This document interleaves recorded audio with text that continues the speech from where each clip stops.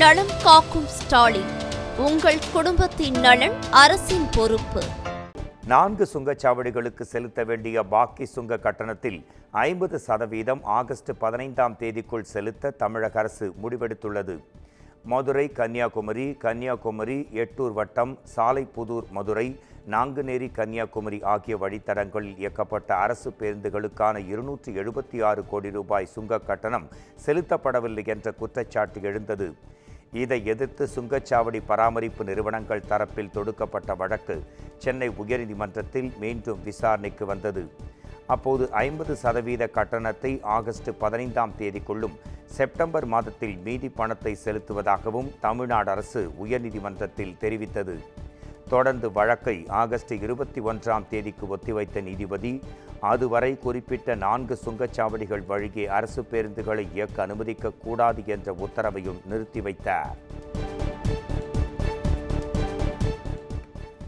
ராமஜெயம் கொலை வழக்கு தொடர்பாக பாளையங்கோட்டையில் சிறையில் உள்ள தண்டனை கைதியிடம் திருச்சி சரக டிஐஜி நேரில் விசாரணை நடத்தினார். அமைச்சர் நேருவின் சகோதரர் ராமஜெயம் கடந்த 2012ஆம் ஆண்டு மார்ச் 29ஆம் தேதி திருச்சி தில்லை நகரில் படுகொலை செய்யப்பட்டார். நடைபயிற்சி சென்று கொண்டிருந்த போது கடத்தப்பட்ட அவர் கொலை செய்யப்பட்டது குறிப்பிடத்தக்கது. வழக்கின் புலன் விசாரணை அதிகாரியாக இருந்த ஜெயக்குமார் மாற்றப்பட்டார். இதனால் திருச்சி டிஐஜி வருண்குமார் மற்றும் தஞ்சாவூர் போலீஸ் சூப்பரிண்டென்டென்ட் ராஜாராம் ஆகியோரை உயர்நீதிமன்றம் விசாரணை அதிகாரிகளாக நியமனம் செய்தது. இதற்கிடையில் வருண்குமார் தலைமையில் 2 துணை காவல் கண்காணிப்பாளர்கள் போலீசார் அடங்கிய குழுவினர் நெல்லை பாளையங்கோட்டை மத்திய சிறைச்சாலையில் திடீர் விசாரணை மேற்கொண்டனர்.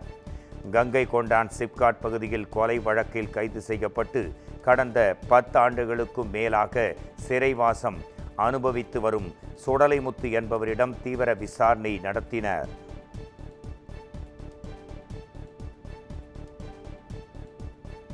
டிஐஜி வருண்குமாருக்கு எதிராக அவதூறு கருத்து தெரிவித்த நாம் தமிழர் கட்சியின் தலைமை ஒருங்கிணைப்பாளர் சீமானுக்கு சென்னை உயர்நீதிமன்றம் இடைக்கால தடை விதித்தது.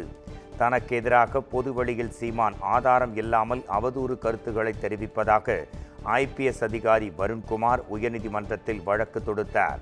2 கோடியே 10 லட்சம் ரூபாய் மான நஷ்ட ஈடு வழங்க வேண்டும் என்றும் அவர் அந்த மனுவில் கோரியிருந்தார். இவ்வழக்கு உயர்நீதிமன்றத்தில் விசாரணைக்கு வந்தபோது மனு குறித்து பதிலளிக்க அவகாசம் வழங்காமல் எந்த இடைக்கால உத்தரவையும் பிறப்பிக்க கூடாது என சீமான் தரப்பில் வாதிடப்பட்டது. மதுரை அமர்வில் அவதூறு வழக்கு நிலுவையில் உள்ளது என்றும் கூறப்பட்டது. இதனை ஏற்க மறுத்த நீதிபதி வருண்குமாருக்கு எதிராக சீமான் பேச இடைக்கால தடை விதித்து உத்தரவிட்டார். தொடர்ந்து மனுவுக்கு பதிலளிக்க உத்தரவிட்டு விசாரணையை அடுத்த வாரத்திற்கு ஒத்திவைத்தார். தேனியில் நலம் காக்கும் ஸ்டாலின் விழா மேடையில் தங்க தமிழ்ச்செல்வன் எம்பி மகாராஜன் எம்எல்ஏ ஆகியோர் கடும் வாக்குவாதத்தில் ஈடுபட்ட காட்சிகள் வெளியாகியுள்ளன. தேனி மாவட்டம் ஆண்டிப்பட்டியில் உள்ள தனியார் பள்ளியில் நலன் காக்கும் ஸ்டாலின் விழா நடைபெற்றது.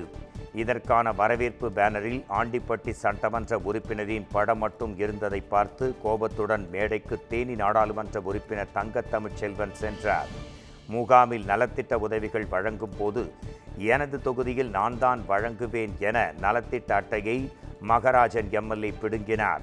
அப்போது தமிழ் தங்கச்செல்வனுக்கும் மகராஜனுக்கும் இடையே வாக்குவாதம் ஏற்பட்டது.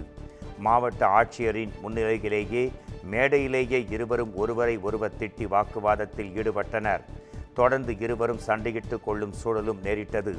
இதையடுத்து நிகழ்ச்சி முழுமையாக நடைபெறாமல் பாதியிலேயே முடிக்கப்பட்டு மாவட்ட ஆட்சியர் தங்க தமிழ்ச்செல்வன் மகராஜன் உள்ளிட்டோர் புறப்பட்டு சென்றனர். கோவையில் இருந்து கேரளாவிற்கு 26 லட்சம் ரூபாய் ஹவாலா பணத்தை கடத்த முயன்ற இருவரிடம் போலீசார் விசாரணை நடத்தி வருகின்றனர். கோவை மாவட்டம் காக்காச்சாவடியில் உள்ள சோதனைச் சாவடியில் மதுக்கரை நெடுஞ்சாலை ரோந்து பிரிவு காவல்துறையினர் வாகன தணிக்கையில் ஈடுபட்டிருந்தனர். அப்போது கேரளா நோக்கிச் சென்ற இருசக்கர வாகனத்தை நிறுத்தி போலீசார் சோதனையிட்டனர். அதில் உரிய ஆவணங்களின்றி 26,40,000 ரூபாய் ரொக்கம், கவரிங் வளையல்கள் அதில் இருந்தது தெரிய வந்தது. விசாரணையின் போது திருச்சூரைச் சேர்ந்த அப்துல் ஹக்கீம் மற்றும் அப்துல் ரஹ்மான் ஆகியோர் முன்னுக்கு பின் முரணாக பதிலளித்தனர். இதைத் தொடர்ந்து போலீசார் அவர்களை காவல் நிலையத்திற்கு அழைத்துச் சென்று விசாரணை நடத்தி வருகின்றனர்.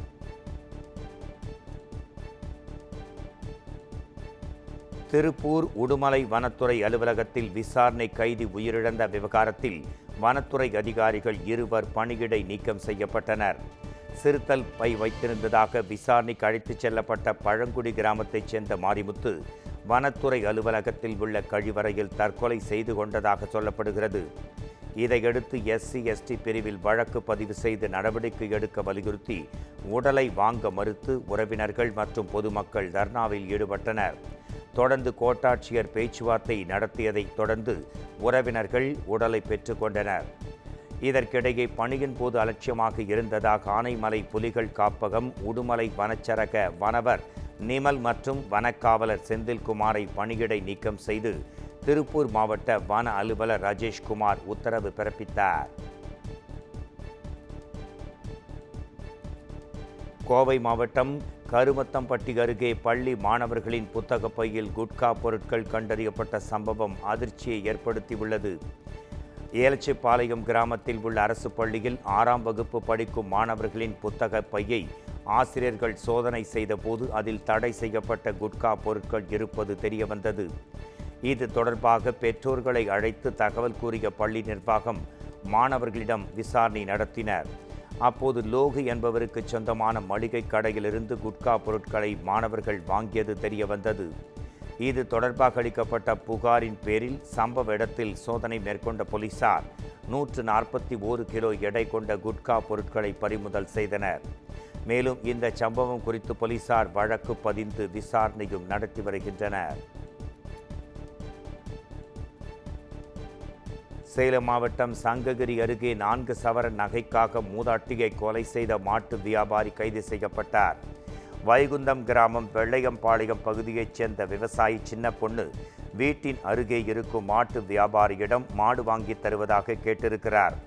கடந்த 23ஆம் தேதி மாடு வாங்கி தருவதாக மூதாட்டியை அழைத்துச் சென்ற ஏழுமலை வீட்டிற்கு தனியாகவே வந்தார்.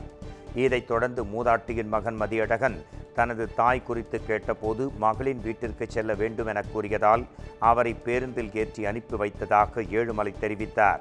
ஆனால் சின்ன பொண்ணு அங்கு வரவில்லை என தங்கை கூறியதால் அதிர்ச்சி அடைந்த அவர் காவல் நிலையத்தில் புகார் அளித்தார்.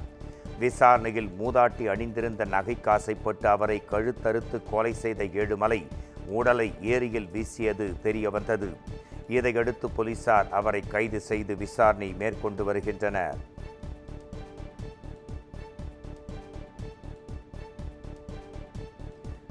மேட்டூர் அணைக்கு நீர்வரத்து குறைந்ததை அடுத்து 16 கண் மதகு வழியாக திறக்கப்பட்ட உபரி நீர் நிறுத்தப்பட்டது.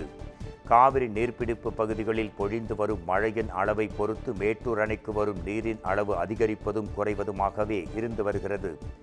இந்நிலையில் மேட்டூர் அணையின் நீர்மட்டம் கடந்த மாதம் 25ஆம் தேதி 4வது முறையாக தனது முழு கொள்ளளவான 120 அடியை எட்டியது. இதனையடுத்து 16 கண் மதகு வழியாக உபரி நீர் வெளியேற்றப்பட்டு வந்தது. இந்நிலையில் நீர்பிடிப்பு பகுதிகளில் பொழிந்த மழையின் தீவிரம் குறைந்ததால் மேட்டூர் அணைக்கு வரும் நீரின் அளவும் குறையத் தொடங்கியது. இதை கொண்டு 16 கண் மதகு வழியாக திறக்கப்பட்ட உபரி நீர் நிறுத்தப்பட்டு டெல்டா பாசனத்திற்கு மட்டுமே தண்ணீர் தற்போது திறக்கப்பட்டு வருகிறது.